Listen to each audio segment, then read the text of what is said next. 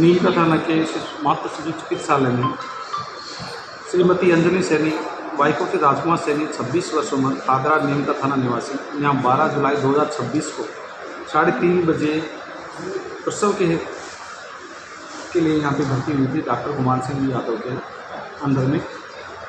जब ये भर्ती हुई थी तब इनका हीमोग्लोबिन 9 मिलीग्राम पर डेसीलीटर होता है।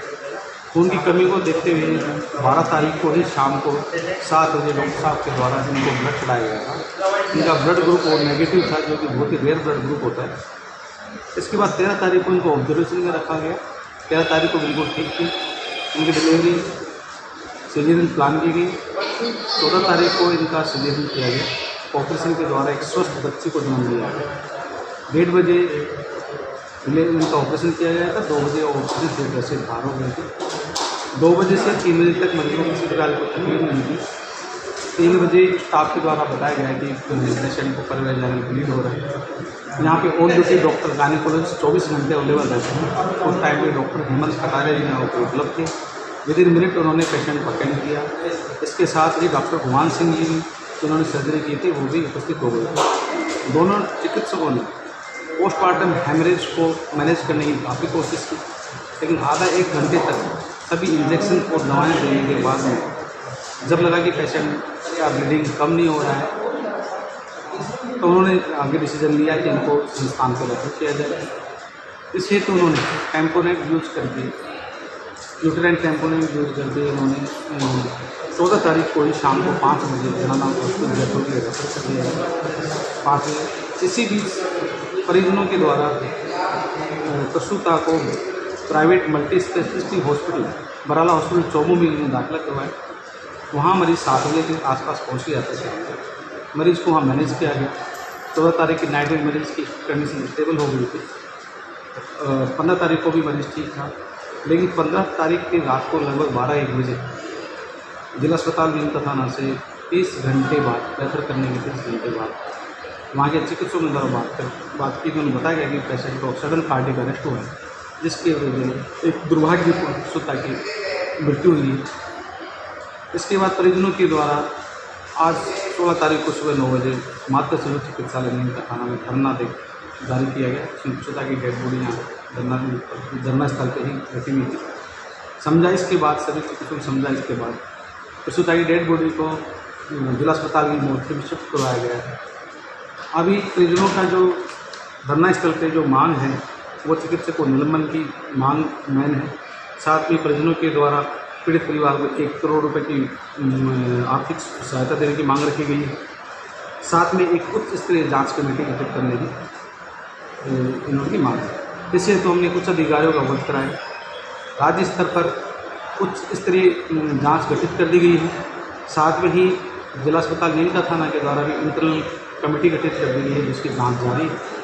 एवं शीघ्र ही पोस्टमार्टम के बाद में और उच्च स्तरीय राज्य स्तर से आने वाले चिकित्सकों की टीम के द्वारा जांच के बाद में ही प्रसूता की मृत्यु के कारणों का खुलासा होता है। लेकिन मोस्ट कॉमन कॉज जो चिकित्सक फिटिंग और डॉक्टर्स के द्वारा बताया गया कि पोस्टमार्टम हेमरेज की वजह से ये कॉम्प्लिकेशन हुआ था, जिसके लिए प्रसूता को रेफर किया गया था।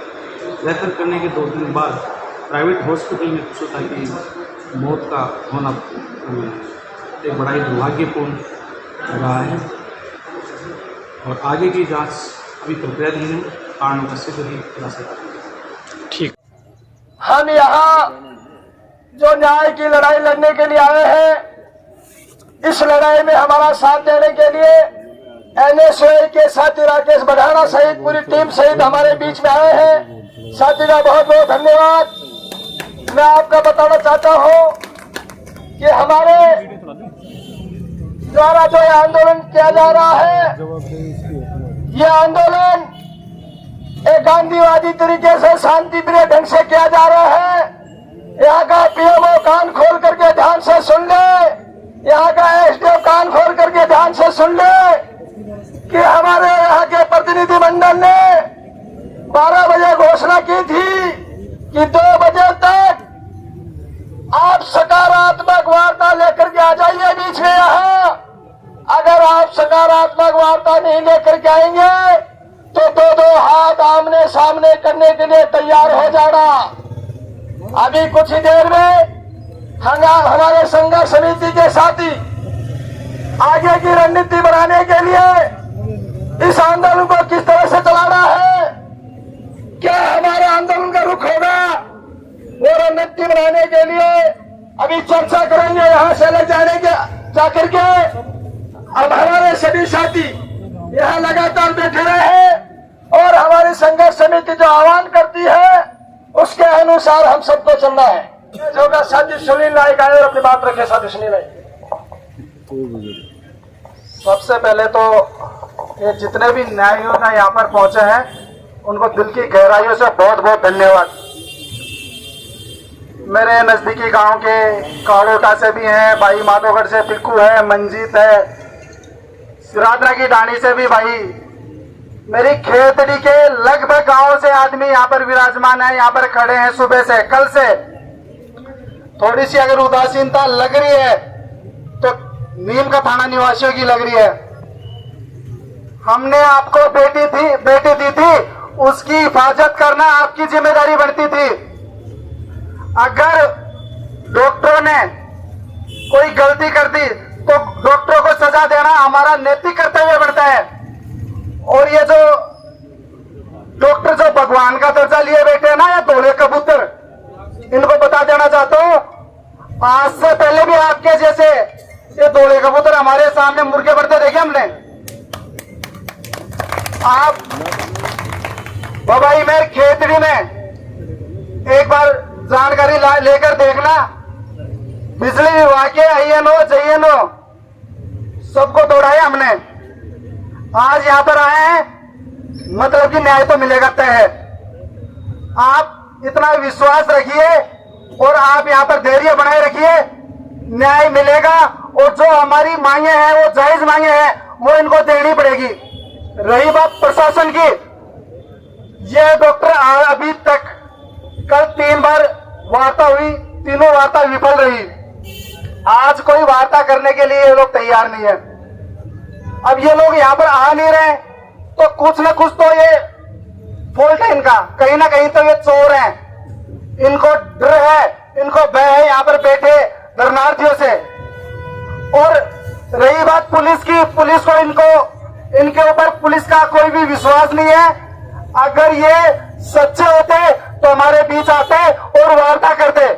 इनको पुलिस के ऊपर कतई भी विश्वास नहीं है।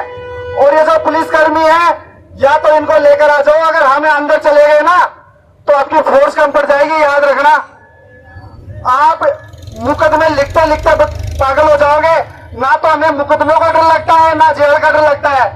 आप खेतड़ी की बार एसोसिएशन से एक बार जाकर पूछना, ना तो ना मेरे साथियों का मुकदमे का एक भी पैसा ना तो कोई वकील लेता है और ना ही कोई गारंट, जो भी हमारी जमानत लेता है वो जमानती। हमें ये नहीं पता होता कि कब जमानती आता है, कब वकील खड़ा होता है और कब हमारी जमानत हो जाती है। ये हमारी लाइफ के पार्ट ऑफ लाइफ है, ये हमारी जिंदगी के हिस्से हैं। इन पुलिस वालों के डंडे और हमारे जो झंडे में जो डंडा है ना, वो इनसे ज्यादा ताकत रखता है। मैं इनको अवगत करवा देना चाहता हूं कि जितनी जल्दी हो सके उतनी जल्दी वार्ता करवा दो। ये ना हो कि ये यहाँ पर बैठे जितने भी धरनार्थी हैं, ये कहीं पर जो कुछ दिन पहले यूपी में जो घटना घटी थी, जो भरत तिवारी, ये यहाँ पर बैठे कोई भरत तिवारी ना बन जाए। ये सब भगत सिंह के वंशज है या भगत सिंह की विचारधाराओं पर चलने वाले लोग हैं। मैं शासन से और प्रशासन से, यहाँ का शासन तो एकदम निकम्मा है, पित्ते काटने की होड़ में लगे रहते हैं, कुत्ता बिल्ली की तरह लड़ते हैं यार। इतने तो 2-3 साल के बच्चे भी लड़ते हैं। ना तो कोई ये बाजोर का कोई यहाँ पर खेल नहीं है, कोई बाजोर नहीं है। अगर बाजोर होता तो सुध लेता उसकी गवर्नमेंट थी, वो हारा हुआ भी, उसको एक डिपार्टमेंट मिल गया। क्या उसकी नैतिक जिम्मेदारी नहीं बनती है यहाँ पर आकर यहाँ पर धरनार्थियों की सुध ले? ना यहाँ का MO, ना यहाँ का BCMO, ना यहाँ का CMHO, क्या सब लोग मर गए? अगर BCMO की या MO की यहाँ पर मां मर जाती या उसकी बहन मर जाती, तब भी वो ऐसे सुस्त बैठा रहता क्या? मां एक 2 साल की बेटी ने खोई है, बहन हमने खोई है, हमें पता है इसका दर्द। ये दर्द समझने वाले लोग नहीं है। ये शांतिपूर्वक तरीके से अगर मान जाते हैं तो ठीक है। कल में और आज में धरने में दिन रात का फर्क है, ये ध्यान रखना। कल यहाँ पर जो संख्या थी उससे 3 गुना संख्या हो चुकी है। ये तो थोड़ा सा सूर्य देव की ज्यादा मेहरबानी है, इस वजह से लोग जो सूर्य देव की ज्यादा मेहरबानी, इस वजह से लोग छाया ढूंढ रहे हैं। और ये भी नहीं है, ये किसान मजदूर के बेटे हैं, धूप में बैठने से भी कोई नहीं डरता। अब ये जो यहाँ का स्थानीय विधायक, क्या नाम है वो, मोदी, क्या को मोदी है वो, क्यों आना जाना बने भी कर, अगर वो यहाँ का जिम्मेदार व्यक्ति होता तो यहाँ पर आता और यहाँ की पीड़ा सुनता। वो मरे हुए शासक है, ये मुर्दा दिल शासक है, और प्रशासक, ये जो प्रशासन है ये भी मरा हुआ है, इसमें कोई मर्दानगी नहीं है। अगर मर्द के बेटा है तो हमने सामने आ जाए। हम यहाँ पर न्याय लेने लिए आए, न्याय लेने के लिए आए, हम किसी से झगड़ा करने नहीं आए। अगर न्याय में झगड़ा भी करना पड़ा तो हम तैयार है, न्याय में जेल जाना पड़ा तो हम जेल जाने के लिए तैयार है। 2 डंडे उनके चलेंगे तो हो सकता है उनसे ज्यादा एक्सपर्ट है, 3 डंडे हमारे भी चलेंगे, उनसे कम नहीं रहेंगे, ना हम प्रशासन से कम रहेंगे और ना इन घूसखोरों से। ये 2 रुपए की है ना, 2 रुपए की औरत ये 10 रुपए की पर्ची कटवा कर देखने वाला है, और ये अपने आप में ताना समझते हैं। 100 रुपए की फीस लेकर ये 3 घंटे लिखने वाले आदमी है, ये अपने आप को जज ना समझे। जिस दिन यहाँ का वो युवा जग गया, जिस दिन यहाँ का युवा आक्रोश में आ गया, तो जो सुंदर हवेली दिख रही है ना, ये ना होगी, खंडर बन जाए। और ये जो यहाँ के विधायक साहब हैं, मोदी जी आइए और पब्लिक की सुध लीजिए। आपने भी बेटी पाली है, भगवान करे आपकी बेटी भी ऐसे ही मौत मरे। और ये जो यहाँ के जो एजीएम साहब है, एजीएम साहब को तो मैंने 2 दिन पहले यहाँ पर देखा था, कोई खास आना जाना है नहीं। एसडीएम साहब सिर्फ और सिर्फ यहाँ के लोकल स्थानीय नेताओं की चापलूसी करते हैं, इसके अलावा इनके पास कोई टैलेंट नहीं है, इनकी जवाबदेही बिल्कुल भी बढ़ती नहीं है। 3 दिन पहले जब गोपाल जी से नहीं यहाँ पर टंकी पर चढ़े थे तो मैंने उनके वाक्य सुने थे, उन्होंने कुछ ऐसे शब्द बोले थे जो हर एक आदमी की आत्मा को ठेस पहुंचाएगी, बाढ़ में जाए फलाना गांव। ये एसडीएम की गरिमा, ये एसडीएम की पद की गरिमा को शोभा नहीं देता। तो एसडीएम की भी कोई खास वो नहीं है। ये एसडीएम ये सोचते हैं कि हम अगर नेताओं की चापलूसी नहीं करेंगे तो नेता पता नहीं हमें एसडीएम से कोई पियोन ना बना दे। बिकाऊ तो भाई साहब सारा तो डॉक्टर बिकाऊ है और सारा ये पुलिसकर्मी बिकाऊ है। ये दोलिया कबूतरा की तो पूछो ना, 100 रुपया में नाच दे थार सामने, ये 100 रुपया देख लो। ये यहाँ के जितने भी ये जो दोड़ा कबूतर खड़े हैं इन्हें आकी हिम्मत हो है, अगर आपकी माँ को दूध पियाई तो आकर वार्ता करके दिखाओ। एक कमरा में बैठकर अपना आपने सेंसा समझे कि अरे धूप में तपबाड़ आदमी में थार से ज्यादा ताकत है, थार से ज्यादा सहनशील है, कि आके सहनशीलता की परीक्षा मत लो। अगर ये लोग थोड़ा सा भी उग्र आंदोलन की तरफ अगर बढ़ गए तो लेने के देने पड़ जाएंगे, ध्यान रखना। और ये जो डिप्टी साहब यहाँ पर बैठे ना, ऐसे एसी को तो करो बंद और आकर यहाँ पर लोगों पब्लिक की सुध लो। कल को ये ना हो कि आप सिर्फ हमारे मुकदमे के चक्कर में पेन घिसते रहे, आपकी पेन की स्याही खत्म हो जाएगी, हमें मुकदमों से कोई फर्क पड़ने वाला नहीं है। ये है नहीं कि हमने कोई चोरी की है या कोई डाका दिया है फिर किसी की बहन बेटी को छेड़ा है, ऐसे मुकदमे लग जाएंगे। शान हमारी ऐसे मुकदमों में, आज से पहले भी ऐसे मुकदमे लगे और आपके जैसे अधिकारी भी मैंने रोड पर भगते हुए देखे। जिस समय यहाँ के युवा थोड़ा सा उग्र हो गए तो ये ध्यान रखना, ये धोले और खाकी दोनों भगती हुई दिखाई देगी। जब तक ये यहाँ पर शांत बैठे हैं तब तक शांत बैठे हैं। आप ये जितने भी मीडिया कर्मी हैं इनको मैं बहुत बहुत धन्यवाद देना चाहूंगा। इनसे अब जब ये बाइट लेकर या फिर ये समाचार लेकर बैठ जाए तब आप इनसे पूछना, ये जितने भी अधिकारी है ना, जितने भी अधिकारी उकड़ू बैठाए, उकड़ू धूप में और वीडियो पड़े हुए हैं, तो ये यहाँ के नियम का दाना ये है नहीं कि एलियन है, ये दूसरे घर से आए, ये भी इसी धरती पे जन्मे हैं, ये भी यहीं के ही हैं, ये भी किसी औरत के इन्होंने जन्म लिया है। जब ये औरत की पीड़ा नहीं समझते तो इनको खुद का दर्द होगा ना, तब समझ में आएगा। और मैं आपको बताऊं ये दर्द ज्यादा दूर नहीं है। ये डिप्टी साहब को मैं चेता देना चाहता हूं कि जितना जल्दी हो सके उतना जल्दी संज्ञान ले लो, नहीं आपको फोर्स बढ़ानी पड़ेगी। ये 10 कर्मियों से काम चलने वाला नहीं है। आपके 10 कर्मी हैं, वो भी ऐसे सुस्त हैं जिनके औरत से ज्यादा पेट आया हो, तो हमारा मुकाबला करने में सक्षम नहीं हो। ध्यान रखना,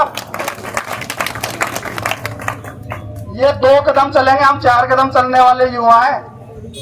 आपके 5 कर्मियों को और हमारे 2 शरणार्थियों को आप किसी चीज में भी कोई भी शारीरिक दक्षता करवा कर देख ले, उनसे ज्यादा फिट मिलेंगे हम लोग। तो हमें एक खाकी वर्दी का ये रोड दिखाने की कोशिश ना करें।